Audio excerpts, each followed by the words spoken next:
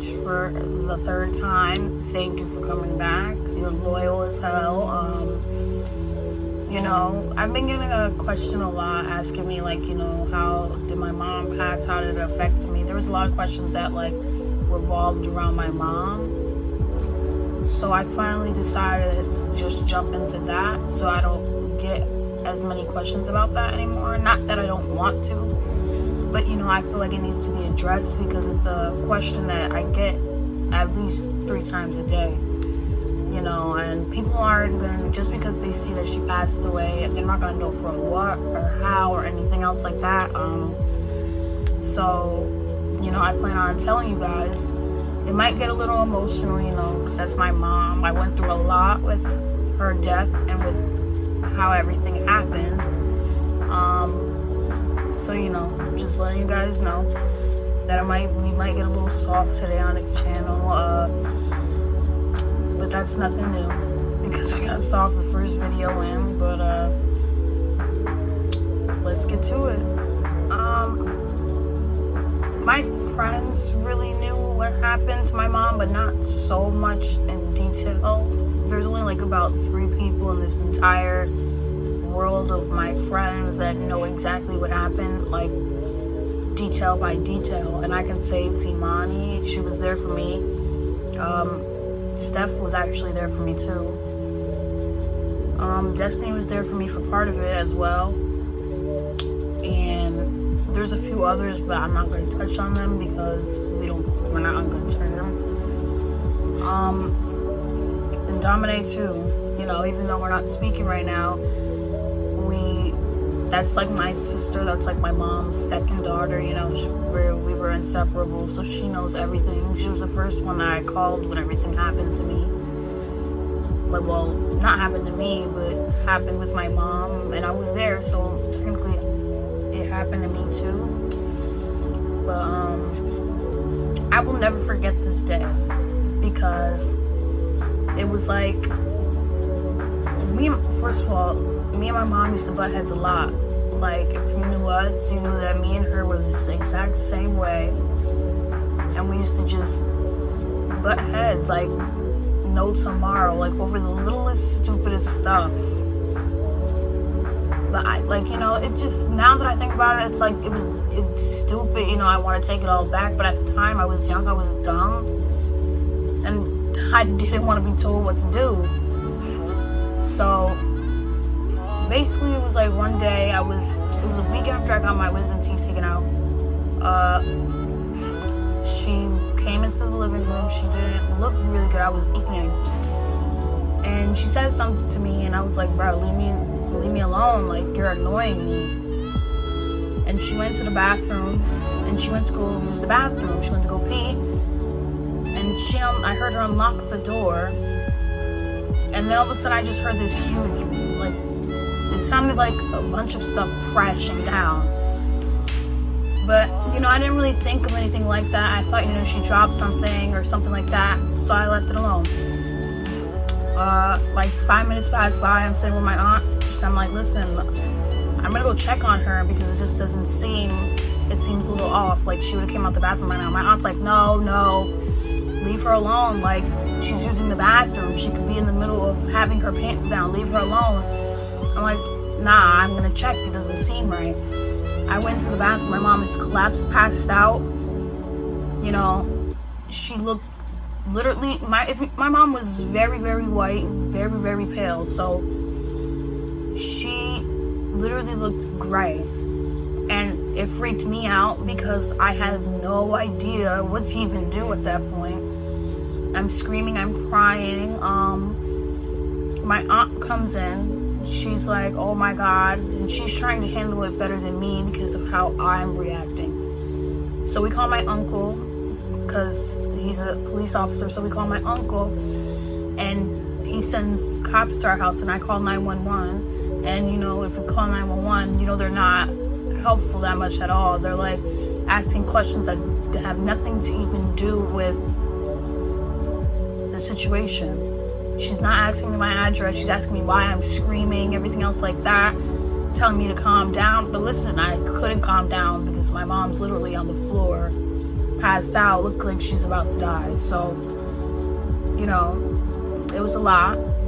So, fast forward, the ambulance came, everything else. I brought her to Trinitas. She was in Trinitas for a week. She said everything was fine. You know, her blood sugar was low, her blood pressure was high. You know, that's what made her pass out. But, you know, she was lying to all of us. And literally 2 days before my birthday, she told me she had cancer. But she told me she was only telling me because she had to get a procedure done in 2 weeks. If she didn't have to get any surgery, she wouldn't have told me. Which, personally, I feel like that was selfish of her because I'm her only child, you know, and she's my only parent. Yeah, I have my father, but I don't talk to him like that. I never lived with him. I never even had the bond that I have with him as I had with my mom. So it just bothered me a lot. So we started like, we were on not good terms because I feel as though she should have told me. I should have been like at least the first one she tells, and she told her friends first. Which, okay, I understand she wanted to know how she should tell me, but I felt like she should have told me a different way. But she had a procedure done. She had to get a port put in her chest because that's where they get chemo inside and everything else. She had lung cancer the first time that she had cancer, so she beat it. You know, she got her a lung resection where they cut the tumor out that she had in her lung. She beat it. You know, she looked beautiful with her bald head. You know, I wanted to shave my head too, but she didn't let me at all. And if you knew my mom, you knew that when I tell her I want to do something, she tells me no. Or something about my hair, my appearance, and she tells me no. I listen to her because for whatever reason, I don't know. She was the craziest person with her appearance, but she told me she didn't want me to go through the same thing she was going through with losing all her hair. I told her something that she always told me when I was little. It's just hair, it will grow back. But, you know, she didn't at me. So she was in remission the first time. She was in remission for about 6 months. And then it was like she was still having her little fits where she would pass out and have like seizure-like episodes and stuff like that. But we got so used to it, so she used to fall out of bed and everything else to the point we used to have to put pillows and stack blankets on the floor next to her bed so she didn't roll off and break ribs or break anything like she did the last time. So she got cancer twice. The second time it came back as like skin cancer, I'm guessing, because she started getting all these lumps on her skin, but it didn't start off as that. It started off as her back was hurting really, really bad, and she thought it was from work because when she went back to work, she started lifting like heavy stuff, a lot of heavy stuff. So she thought it was from work. And then it turns out that she broke her back, and that's at least what she told me and my grandmother. She told me that she broke her back at first. So, you know, I'm like, who breaks their back? I'm joking with her, and, you know, she's laughing with me. And then I remember one day I had a parent-teacher conference at the Patrick School, and we had to leave early because her back was hurting her so bad. And that was the day she told me in the car that she had a tumor that was breaking her spine, and she told me that they took a biopsy, and it wasn't benign, it was malignant, meaning she had cancer again. And it's just, and they told us the first time that if it came back a second time, it was gonna be fatal. So you can imagine like the thoughts that were going through my head at the time. But you know, I tried to stick it out and stuff like that.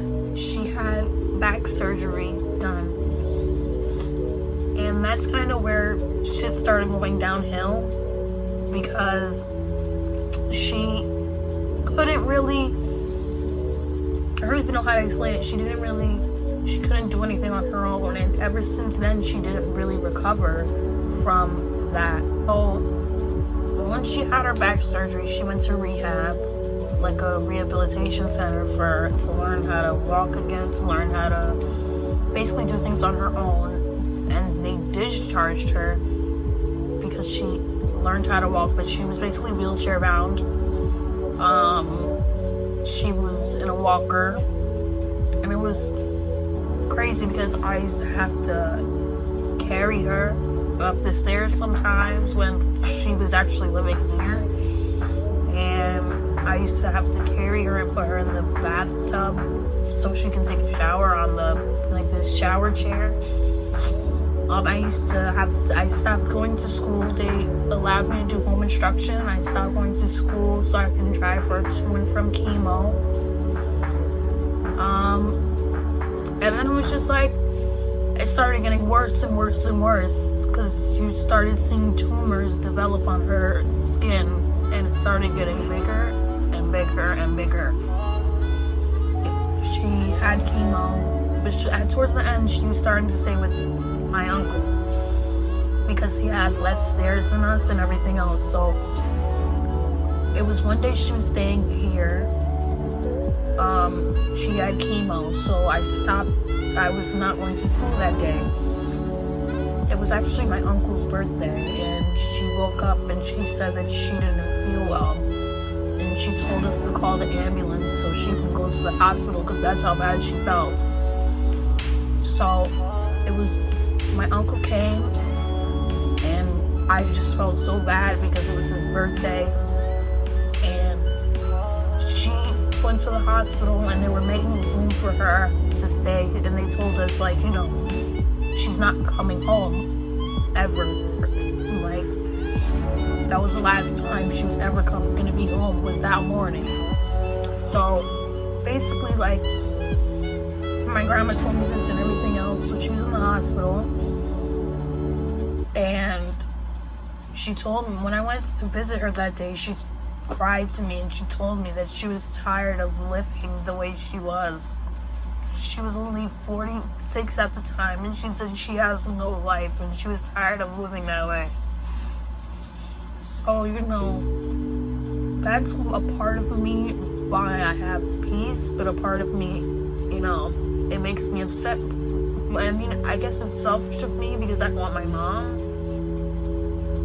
but I don't know. And then 2 days later, they called me in to go see her, and I didn't want to see her because she told me she wasn't feeling well, but I didn't want to go. And then my grandma told me, like, you know, I have to come. So I knew something was up, and I went, and she looked like she was telling me she couldn't breathe, and she couldn't breathe. So, you know, they were transferring her to hospice. Well, if you don't know what hospice is, it's like end of life care. So they were transferring her there, because she was supposed to go on a Tuesday, but she refused to go on a Tuesday. She wanted to go that Sunday, the day that she died. And basically, that's how it happened. She went there, and 20 minutes after, she passed away. And I didn't answer my phone. My aunt called me like 3 times, and then she said, pick up, it's an emergency.